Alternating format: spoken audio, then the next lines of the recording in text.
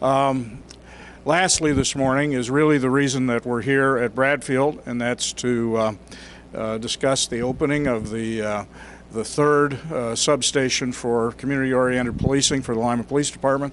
I want to invite up Chief Kevin Martin, and we have special guests as well. Chief? Thank you, Mayor. And yes, again, we are very excited, even though it seems like we just went through this not too long ago at a different location, because we did. We are, again, though, very excited about opening up what is now our third neighborhood substation with our efforts to revitalize community policing in Lima. As the mayor mentioned, we do have a very special guest here today. It is a gentleman who I've learned a lot from over the many years that I've known him now. Of course, he probably doesn't prefer or doesn't like me saying many years because it makes him sound old. And when you see him come up here, you'll see that he and I have some things in common. One, we're about the same height, and he's maybe a little bit taller. And two, we both have very charming, boyish good looks. So, you know, I don't see anybody buying either one of those. But in all seriousness, Chief Harry Dolan, retired from the Raleigh, North Carolina Police Department, is here with us this week to actually help to, again, remind all of our officers, not just within LPD, but we have many coming from other agencies within the county as well, about the tenets or the importance of community policing. And just as I'm sure the Denver Broncos probably throughout their Super Bowl year this year we're continually being reminded of the fundamentals. As police officers, we need to be reminded of those fundamentals as well. And so with that, I'd like to ask Chief Dolan to come up here and say a few words. Thank you, Chief. I did happen to have an occasion to watch his Dancing with the Stars audition, and I can't help to tell you how impressed I was with that, sir. Ladies and gentlemen, I'm going to be brief, but I just wanted to give you in a summary what type of training the officers are going through this week. It's a training that I helped provide for this agency back in 1993. The roots in community policing are very strong in Lima. We have budget crises around the country, as you have, and you keep coming back to the fundamentals and the basics, and that has stayed through this agency for many years. And when someone says to me, well, listen, help me out, what is community policing? I guess you might even ask that yourself right now. What is community policing? Well, it goes back to the roots. It's the fundamentals. Back in 1829, we attribute 9 principles of policing in America to Sir Robert Peel. Sir Robert Peel's principles of policing was taken from England, and we replicated it here in America, the basic principles. My favorite principle in appealing principles is number 7. The police are the public, and the public are the police. The police are only members of the public that are paid to give full-time attention to the duties which are incumbent upon all of us in the interests of society, welfare, and existence. And to quote my youngest son, that's some cool stuff. If you think about that said in 1829, that police officers, these incredible men and women that are here that are going to be serving in neighborhood roles, and the officers, the Sheriff Crish's people, we're guardians of the peace. But our goal is, like the sheriffs of old would form a posse. We just call those patrol officers. And the role of the community was to help the good sheriff. If the sheriff needed help, we just paying him full time to keep the law and order. But if he needs help, we're all going to be part of that posse. And you would be looked at a little bit differently if you didn't help the sheriff with the posse, because you're part of this community. Well, I think that's what Sir Robert Peel meant, is that the police are the public and the public are the police. We're just paid full time to do something which is incumbent upon all of us. And the late Dr. Trojanowicz said it brilliantly in the 80s when we started having a resurgence into the fundamentals of policing, and we called it community policing, problem-oriented policing. But what we really did was we gave a title to policing again. And so Dr. Trojanowicz at the National Center for Community Policing in Michigan State University said this: community policing, it's a philosophy of the police and the public working together in creative ways to help solve contemporary community problems. We shift the focus of police work from handling random 911 calls to solving the problems that generated the call. And geez, that makes good sense. That's actually part of the mission statement of the Lima Police Department. Well, if you take those two statements together, ladies and gentlemen, that's policing. And matter of fact, I'd go so far as to say this: if we were able to visit miraculously with Sir Robert Peel and Dr. Trojanowicz, if you would have said to Sir Robert Peel what we're calling policing, he would call it policing. We call community policing what Sir Robert Peel called policing. It's the fundamentals. And what this center is going to do has already been proven through research to be very effective. Of all the things we look at, what works and what doesn't work, this center works. We know it. You're going to have police officers working with the community directly to help solve contemporary community problems. That's why school resource officers work, because they're dealing with people every day and they're solving problems. The good bonus on a school resource officer, they're professionally healthy. Why? They talk to parents. They talk to a lot of people that like them. It's an amazing thing. You talk to people that appreciate you, you start realizing the overwhelming of people, like the Gallup poll just said, supports their police. I don't know if you happened to see that poll that came out in December. We're at the top of it. Guess who we're with? Trustworthy officers. Guess who we're with? Nurses. My daughter's a nurse. I like hanging out with them. Nurses, high school teachers, pharmacists, doctors, and guess who's right there next? Police officers. Why? Because we're trusted. And we're very, very good at what we do. And we know that. But how do you get the community to work together, as Peel and Trajano had said? How do we increase police legitimacy? What's the best training program that you could find? I'm asked sometimes, what's the best training program? What do you recommend to get the police to understand the diversity in the community? What's the best program? We'll bring it in. I have people say to me, how much does it cost? We'll get that program. Where is it? There's a lot of good programs that do that for you. Very good programs that are talking about diversity and talking about working with different groups. But I want to tell you what I believe the research says, and Dr. Johnson says at the University of Toledo, right here in Ohio, the best diversity training program for any police officer, any member of the community, to increase police legitimacy and community legitimacy is what? Cops getting out of cars, spending more times out of cars, citizens getting to know their officers, and having centers just like this. This is the best thing we could do, in my humble opinion. And I want to applaud you for that, Mayor, Chief Martin, and all of you that are here today. This is the fundamentals that make things happen. We're fortunate to have the men and women in policing today that we have, and our sheriffs. Well, they're the best. I'm convinced of it. This is the best decade. If anyone ever wants to be a police officer, this is the time. They're incredible. And it is, once again, dependent upon how close we are with our community and how we work together to both identify and solve problems. Because we've all known this for a long time. You can never wrest your way out of any problem. That's a sign of the last resort. And what we should be doing is solving the problems that generate the calls. So thank you, Chief. Thank you, Mayor, for having me today. And enjoy the rest of the day. Thank you. Thank you, Chief. Also, I want people to know that we are not just expanding our community policing efforts in Lima by adding another substation. We are, as Chief Dolan mentioned, we are very aware of the fact that we need to be in partnership with this community, and we need to look to build bridges with as many partnerships as possible. I want to appreciate or express my appreciation for Crime Victim Services. And as we mentioned at the last opening, how Crime Victim Services is actually partnering with us in a very direct way. And we're actually currently pursuing another partnership, and since Mike Shanehofer is not able to be here today, I hope he doesn't mind me mentioning this. But we've had discussions with Mike Shanehofer of the Mental Health and Recovery Services Board, as well as representatives from Coleman Behavioral Health Services, to be able to, again, to bring them in to the substations and actually get them out there with the officers as well, meeting people and helping to identify needs and services that they can help to fill.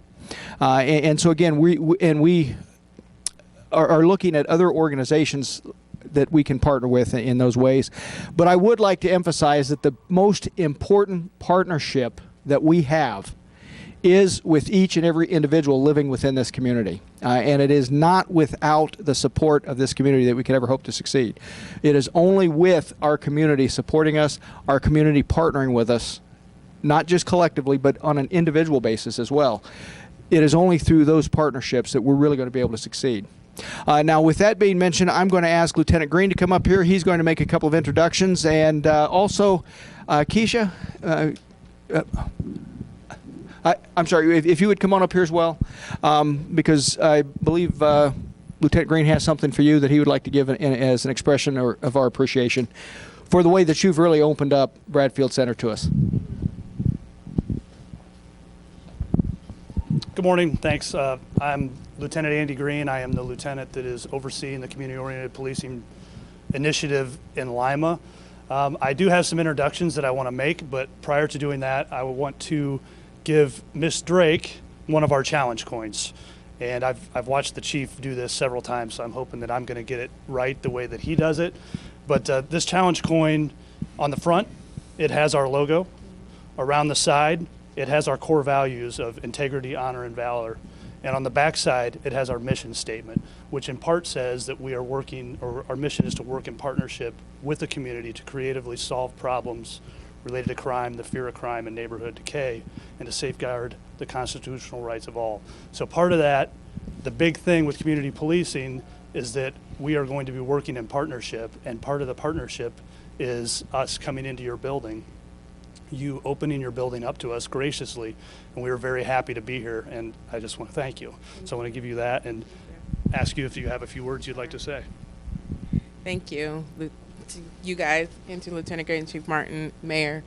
One thing with me being the executive director here is bringing back the legacy of Bradfield and bringing back to the Lima community the values, the core values that I grew up on here in Lima community. So you guys coming in, it's coming back because you guys used to have a police officer here.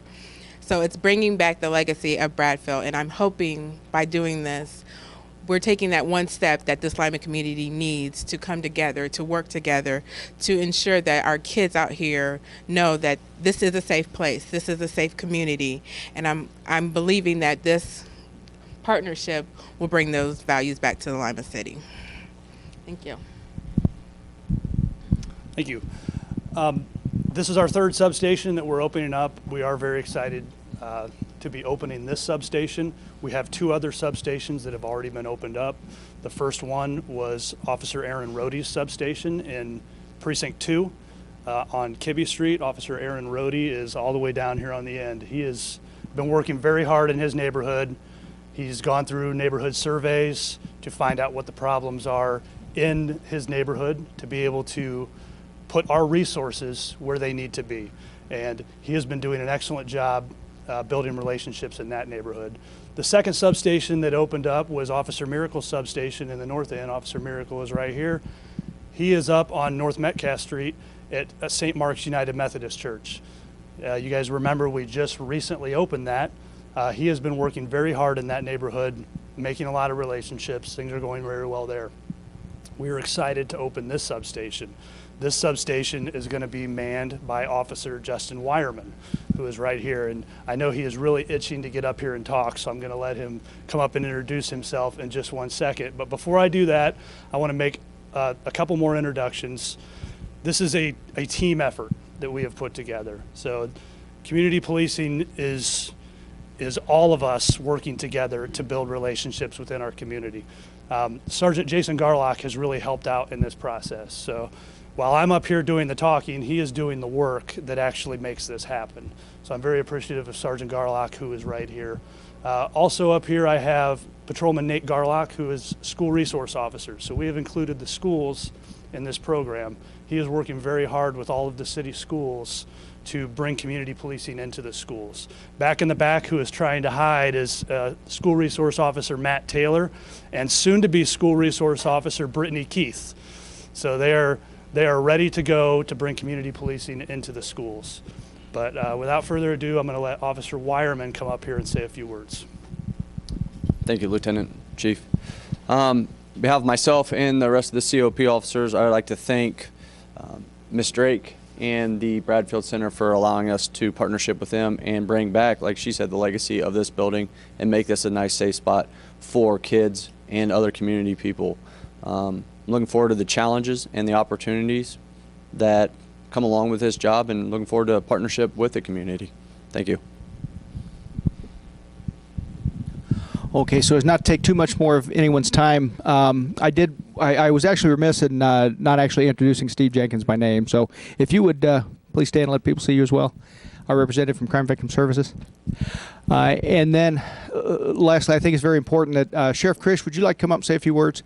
Because again, you know, the lieutenant just mentioned about it being a team effort, and it truly is a team effort, but not just within LPD. You know, it is truly a team of our entire community. Sheriff? Well, thank you. I just to certainly want to just congratulate the city.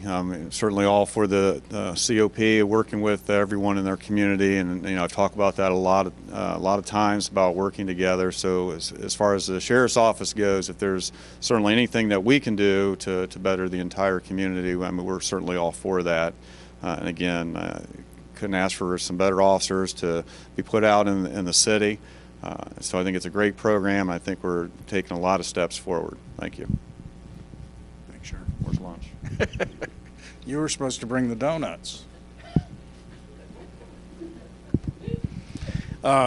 This location is in the 6th Ward, so it's entirely appropriate that Councilor Derry Glenn be invited to make a few remarks. Yes.